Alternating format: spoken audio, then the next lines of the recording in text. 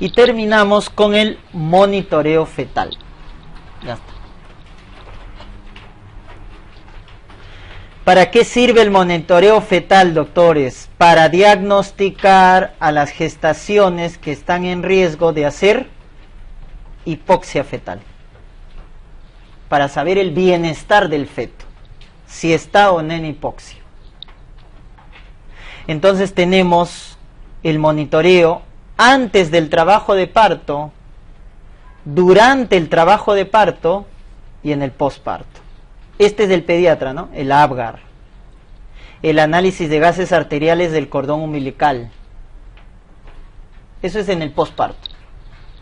Lo que se estudia en obstetricia es esto de acá. Preparto o durante el parto. Y acá han escuchado, ¿no? Test no estresante y el llamado test estresante o test de Posey. Y el perfil biofísico fetal. Miren esas tres pruebas. Test no estresante, test estresante y perfil biofísico fetal. ¿Por qué se le llama no estresante o estresante? Porque hay o no hay, ¿qué cosa? Contracción uterina. Si evalúo los líquidos, si evalúo los latidos cardíacos fetales y no hay dinámica uterina, ese test se llama no estresante. Si evalúo los latidos cardíacos, pero hay actividad uterina, porque le he dado a la gestante, ¿qué le he colocado? Oxitocina. Le he colocado oxitocina para inducir 3 contracciones en 10 minutos. Eso se llamará test estresante o test de Posey. O sea, uno es sin dinámica, el otro es con dinámica inducida con oxitocina. Esa es la diferencia. Ahora, se le llama estresante porque recuerden que la contracción uterina es un estrés para el feto, porque cada vez que el útero se contrae, el feto entra en hipoxia, porque el flujo disminuye. Por eso se llama no estresante, sin contracción uterina, y estresante, con contracción uterina inducida con oxitocina. Esa es la diferencia, ¿ya? Y el perfil biofísico fetal que evalúa varios parámetros, que está acá. Perfil biofísico fetal. ¿Cuáles son? Son 5 parámetros, miren. Ahí está. El primer parámetro es la prueba sin estrés, o sea, el test no estresante, ¿no? También llamada reactividad cardíaca. Porque eso es lo que evalúa el test no estresante. Si me preguntaran qué evalúa el test no estresante, evalúa la reactividad cardíaca. En cambio, ¿qué evalúa el test estresante? La reserva de oxígeno placentario. El test no estresante evalúa la reactividad cardíaca y el test estresante evalúa la reserva de oxígeno placentario. Muy bien, les comentaba, el perfil biofísico fetal son 5 parámetros. Test no estresante, que evalúa la reactividad cardíaca, luego viene, ahí está, movimiento respiratorio, vamos a ponerlo por orden, miren, movimiento, tercer lugar, movimiento fetal, cuarto lugar, movimiento, tono fetal, y quinto, volumen de líquido amniótico. ¿Por qué le he puesto en ese orden, no? 1, 2, tercero movimiento, cuarto tono y quinto volumen. Porque ese es el orden de afectación en una hipoxia. Cuando me digan un feto está en sufrimiento fetal agudo, está en hipoxia, ¿cuál es lo primero que se altera en el perfil? La reactividad cardíaca. Es lo primero que se altera. Segundo, movimiento respiratorio. Tercero, movimiento corporal. Cuarto, tono. ¿Y cuál es lo último que se altera? El líquido amniótico, el volumen. Incluso el volumen de líquido amniótico, ojo, se altera en la hipoxia crónica. O sea, el oligohidramnios es hipoxia crónica. La hipoxia aguda son los otros 4 parámetros. La hipoxia aguda. Entonces, mucho cuidado con eso. Si me dicen hipoxia aguda, lo primero que se altera es la prueba sin estrés, la reactividad cardíaca, es lo primero que se altera en la hipoxia aguda. Y lo último que se altera, el tono fetal. Y en la hipoxia crónica, ¿quién se altera? El volumen de líquido amniótico. De esa forma es la secuencia como se altera. Porque es muy diferente cuando te pregunten el origen embriológico. De estos 5 parámetros, ¿cuál es el primer reflejo? Porque todos son reflejos. ¿Cuál es el primer reflejo que aparece en la gestación? El tono. El tono aparece en la 7ª semana. Entonces es muy diferente que te pregunten, ¿cuál es el primero en alterarse en la hipoxia aguda? Reactividad cardíaca. ¿Cuál es el primero en origen embriológico? El tono fetal. Entonces una cosa es origen y otra cosa es afectación. ¿Ya? Muy bien. Y ya que estamos hablando del test no estresante que mide la reactividad cardíaca, ¿cuáles son los parámetros normales? Frecuencia, ahí está lo normal, ¿no? 120, 160. Si está menos de 120, bradicardia. Más de 160, taquicardia. ¿Cuál es peor? La bradicardia. La bradicardia es hipoxia moderada severa. La taquicardia es hipoxia leve. Bradicardia ya es peor. Variabilidad, ¿no? Recuerden que el latido del feto va variando cada minuto. ¿Cuánto es lo normal? De 10 a 25 es lo normal, latidos por minuto, que va variando, ¿no? Si es menos de 10, la variabilidad se le llama variabilidad baja o disminuida. Si es más de 25, se le llama variabilidad saltatoria. Saltatoria. Y variabilidad menos de 5 se le llama silente. Y eso ya es patológico. Silente, variabilidad menos de 5, baja menos de 10 y más de 25 saltatoria. Eso ya es patológico, porque lo normal es de 10 a 25. Y esto es signo de buen pronóstico en el bebito, ¿no? Ahí está. Aceleraciones, los ascensos, signos de bienestar. 2 en 20 minutos. Quiere decir que el bebito está bien. Entonces, si me sale todo normal, ¿cuál es la conclusión del test estresante? ¿Cómo digo cuando sale normal? Test reactivo, ese es el término. Reactivo, está normal. ¿Cuál es lo patológico? No reactivo. O dudoso, ¿no? Dudoso o no reactivo. Eso ya es patológico. Entonces, si yo quiero averiguar la hipoxia, lo primero que hago es el test no estresante en un embarazo de alto riesgo. Test no estresante, para evaluar los latidos. Si me sale reactivo, eso predice que el embarazo en 7 días va a ir normal. Por lo tanto, no tiene riesgo de nada. Pero si el test no estresante me sale no reactivo, ¿cuál es la conducta a seguir? La otra prueba, pues. ¿Cuál es la otra prueba? El test estresante o test de Posey. Le coloco oxitocina y ¿cuándo evalúo la prueba? Cuando consiga 3 contracciones en 10 minutos. Ahí evalúo la prueba. ¿Y qué evalúa el test de Posey? Habíamos dicho el test estresante. Evalúa la reserva de oxígeno placentaria. ¿Y cómo se evalúa eso? Mediante la presencia de unas desaceleraciones. ¿Cuáles son las que hacen diagnóstico de sufrimiento fetal? ¿Qué desaceleración? El DIP2 o desaceleración tardía. Entonces, la prueba de Posey, miren el resultado, ¿ah? Porque eso te pueden preguntar. El test de Posey te puede salir positivo, negativo o indeterminado. ¿Qué es test de Posey positivo? ¿Bueno o malo? El test de Posey positivo es malo, pues. Porque ¿qué detecta el test de Posey? DIP2. Y al decirte test de Posey positivo, te estoy diciendo que hay positivo, es que hay DIP2. ¿Y qué es el DIP2? Sufrimiento fetal. ¿Estamos? Entonces acuérdate que el test de Posey detecta desaceleraciones tardías, DIP2. Por lo tanto, si me dicen test de Posey positivo, quiere decir que han encontrado DIP2. Por lo tanto, es una hipoxia. Hay que terminar la gestación rápidamente. Pero si el test de Posey no sale negativo, ¿qué quiere decir? Que no hay DIP2. Hay que seguir normal el parto. Indeterminado, hay que hacer otra prueba. ¿Y cuál es la otra prueba que es más específica?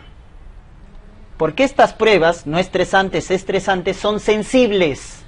Son pruebas sensibles. ¿Cuál es la prueba específica para hipoxia aguda? El pH de cuero cabelludo, o también llamada microtomía fetal. Esa es la más específica para hipoxia. Microtomía fetal o pH de cuero cabelludo. Porque esta nos va a confirmar. Y cuando, pero es en parto, pues, ¿no? Cuando está en dilatación, veo que está saliendo la cabecita, hago una microtomía del cuero cabelludo y mando a sacar el pH. ¿Y cuándo es patológico? Cuando el pH es menos de 7.20. O sea, acidosis.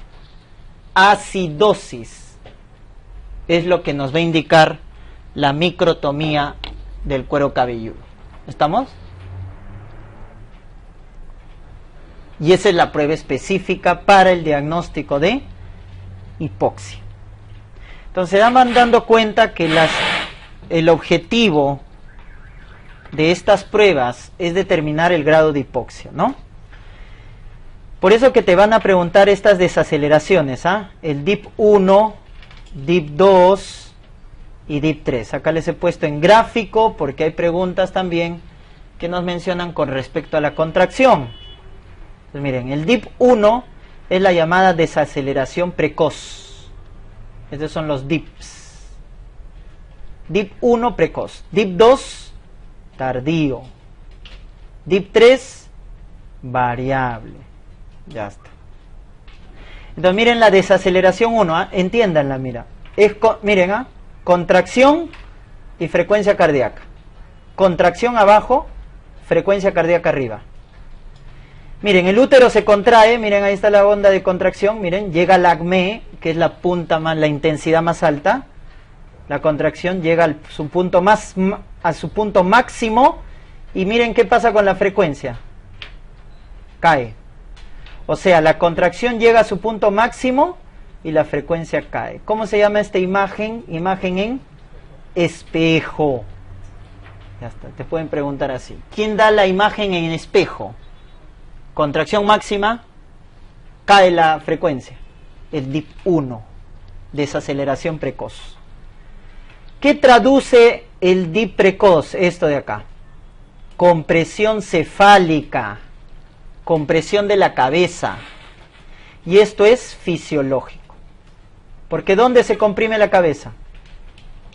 En el parto, por lo tanto es fisiológico, por estímulo vagal. Esa es la imagen en espejo, DIP1. El malo es este, el DIP2, el tardío. Este sí es malo, porque indica sufrimiento fetal, indica insuficiencia útero-placentaria. Esto confirma hipoxia, el DIP2 o tardío. ¿Por qué se llama tardío? Porque hay el famoso decalaje, o sea, retraso. Retraso, como pueden ver acá, miren, la contracción, ahí está la contracción, y cuando cae la frecuencia, miren, después de la contracción. Este retraso se le llama decalaje. ¿En quién hay el decalaje o retraso de la caída de la frecuencia con respecto a la contracción? En el DIP2 o desaceleración tardía, que confirma el sufrimiento fetal. Acá hay que terminar la gestación inmediatamente. Y el DIP3 variable, este sí hace lo que quiere, pues, ¿no? Variable. Puede caer en el acme, en espejo, puede caer antes, después, etc. ¿Qué significa el DIP3 o variable? Compresión del cordón umbilical. El DIP3 es compresión del cordón umbilical. ¿En qué patología se puede comprimir el cordón umbilical? en un circular doble de cordón o en algo más grave, el prolapso de cordón. Por lo tanto, el DIP3 es intermedio. Si solo hay un DIP3, solo uno, no pasa nada, po. Está bien. Pero si hay dos o más DIP3, o sea, si son recurrentes, esa es la palabra, si hay DIP3 recurrentes, eso es malo. Eso es hipoxia, como la anterior. ¿Se refiere a DIP3 recurrentes cuando terminamos de hacer un test estresante y en otro DIP3 otro test estresante, o sea, así? No, la presencia del DIP3, exacto, en una sola test estresante, exacto, varios DIP3. En una sola prueba, si encuentro un solo DIP3, eso es fisiológico. Pues un circular de cordón, por ejemplo, te puede dar un DIP3. Pero si encuentro varios DIP3 recurrente, más de uno, en una prueba, más de 2 DIP3, eso sí es sufrimiento fetal. ¿Estamos? Entonces, esa es la interpretación del DIP3. ¿Qué significa compresión de cordón umbilical? Para resumir, la COG lo ha clasificado en 3 patrones. Esto ha sido pregunta de examen, por eso les he colocado acá. La categoría 1 es normal, 2 indeterminado, 3 anormal. Miren, el 1 normal, ¿qué sería? Frecuencia normal de 120 a 160, variabilidad normal positiva de 10 a 25, DIP 1. ¿El DIP 1 qué significa? Compresión de cabeza, fisiológico. DIP 2, ausente. No hay, pues. Y aceleraciones, que indica buen pronóstico. O sea, si todo está normal, ese es el patrón 1 de la COG. ¿Qué hacemos si encontramos patrón 1? Control prenatal, nada. Que siga la gestación. 2, indeterminado. Este es el intermedio, ¿no? No se decide. El 3 sí es patológico, anormal. ¿Qué es el 3? Miren. Ausencia de variabilidad. No hay variabilidad. Ausencia. Hay DIP3. Ausencia de variabilidad más DIP2, perdón. ¿Qué es el DIP2? Sufrimiento fetal. O DIP3, miren, ahí está la palabrita, recurrente, 2 o más. Eso es como el DIP2. Un DIP3 recurrente es como el DIP2, sufrimiento fetal. O bradicardia, que también les había comentado, es peor que la taquicardia. Y fue la pregunta examen, el famoso patrón sinusoidal, que es hipoxia confirmatoria. ¿Qué hacemos acá si nos sale un patrón 3 con todas estas características? Terminamos la gestación de forma inmediata. Por la vía más rápida. Entonces la pregunta es si está en trabajo de parto o no. Si no está en trabajo de parto, ¿cuál es la vía más rápida? Cesárea. Si está en trabajo de parto, fase activa, ¿cuál será la vía más rápida? Parto vaginal. Entonces, el término es, si está en hipoxia, hay que sacarlo rápido. La vía de parto más rápida. Si no está en trabajo de parto, cesárea. Si está en trabajo de parto, fase activa, que continúa el parto vaginal. Le inducimos, ¿no? Lo aceleramos con oxitocina. ¿Estamos? Y el 2 no cumple criterios ni del 1 ni del 3, o sea, es el intermedio. Por ejemplo, en el 2 te pueden decir taquicardia con disminución de la variabilidad. Ojo, es diferente ausencia de variabilidad con disminución de la variabilidad. Entonces, lo que no entra ni en 1 ni en 3, entra en el 2. Por ejemplo, acá está taquicardia, disminución de la variabilidad, etc. Entonces, acuérdate el 1 y el 3, lo que no entra en esa categoría, entra en el 2. Y si me sale un patrón 2, ¿cuál es la conducta? Que es dudoso, indeterminado. ¿Qué le pido? Un test de POSE. Un test estresante. Un test de POSE. En el 1 seguimos con la gestación, porque está bien, normal. En el 3 tiene hipoxia, terminamos la gestación. Y en el 2 tengo duda. ¿Cómo hago que aparezcan los DIP2? Le doy oxitocina. test de posee o estresante. Entonces, si te sale el patrón 1, continúo la gestación, patrón 2, test de posee, patrón 3, termino la gestación. Esta categoría sirve para ver la conducta obstétrica frente a la gestación, ¿no?